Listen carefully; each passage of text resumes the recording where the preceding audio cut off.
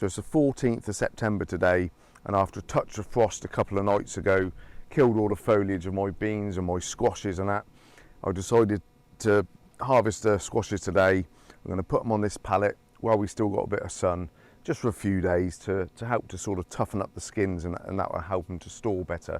So this year, after a late frost killed a few of my squash plants, I ended up with 2 plants each of Sufficiency, which are these sort of stripy ones.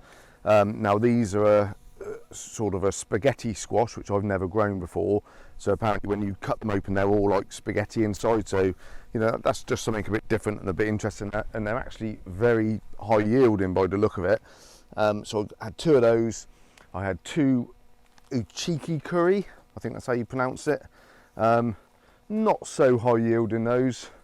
I've got 5, 6, 7, 8, 9, 10, 11, 12, 13 or 14, but a couple of them are a bit dinky and a bit damaged. And then Crown Prince, which they look smashing, and there's some real weight to these. So 2 plants, like I say, of each.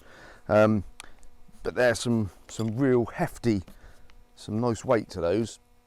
So I'm very interested to try the Crown Prince. I like the look of them, and they're supposed to be really nice.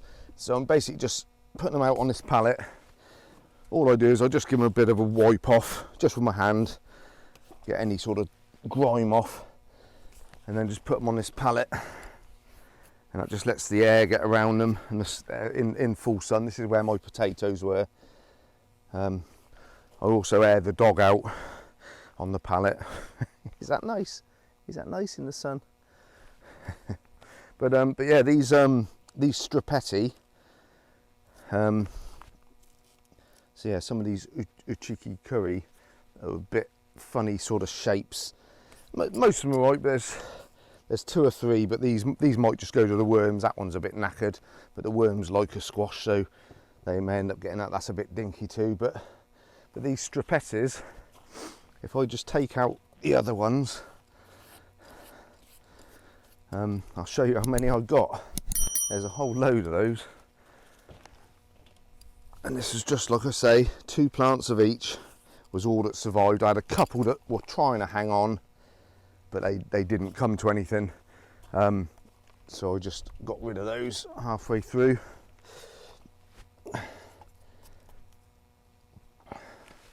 So Sufficiency, let's have a look. So this is off 2 plants, 1, 2, 3, 4, 5, 6, 7, 8, 9, 10, 11, 12, 13, 14, 15, 16, 17, 18, 19, 20, 21, 22, 23, 24, 25, 26, 27, 28, 29.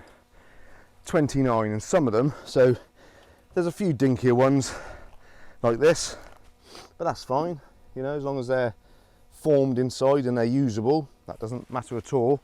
But then there's about half a dozen which are a nice size like that. Now, they haven't quite got the heft to them that the Crown Prince have, so I'm thinking maybe the spaghetti flesh inside, maybe there's a bit more sort of air in there or something, because these are definitely got a bit more sort of heft to them, more of a pumpkin sort of density to them.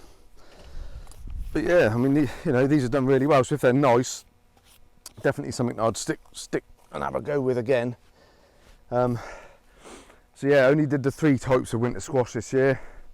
I usually do a variety called honey boat, which they look similar to these Sufficiency, and they're about, they make little squashes about that sort of size, a pound or so, and they're beautiful. If you haven't tried honey boat, try those. But I didn't get any seed this year, so I just didn't worry about doing them. But yeah, so this is my squash harvest for the year. So gonna give them a few days here, and then what I usually do is take them home and put them in the garage.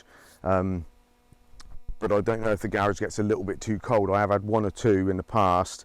It was mainly butternut squash, not my sort of pumpkin and other types, but that went a bit soft in there. So I think what I might try and do is, we've got a spare room, and it's where I chitted my potatoes. I just leave the radiator off in there, so it's a cooler room, but it's in the house. So I might actually, if I get permission of the boss, I might actually try them in the spare room and just put them on a little table in the spare room there, and hopefully they'll store through the winter then.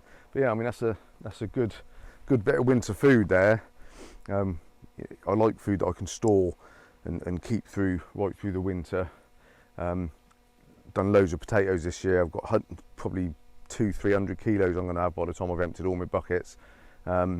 Beans, unfortunately, got hit by that frost a couple of nights ago, but the bolottes are looking nice and chunky. The Tsar beans aren't quite so chunky, but they'll be a smaller bean this year, but there's still quite a lot on there. So yeah, it's nice to get this time of year and get all your food in and get it stored for the winter. But this is an important process, this part of it, in just getting the skins nice and firm so that they store better.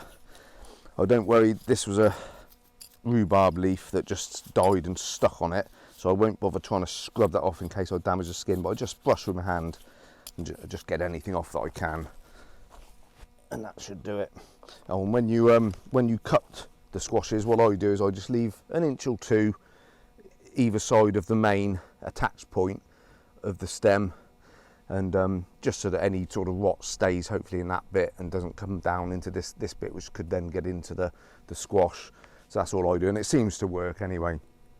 But yeah, that's it. Pretty happy with that harvest this year, and that's it. Take it easy, guys, and we'll see you next time.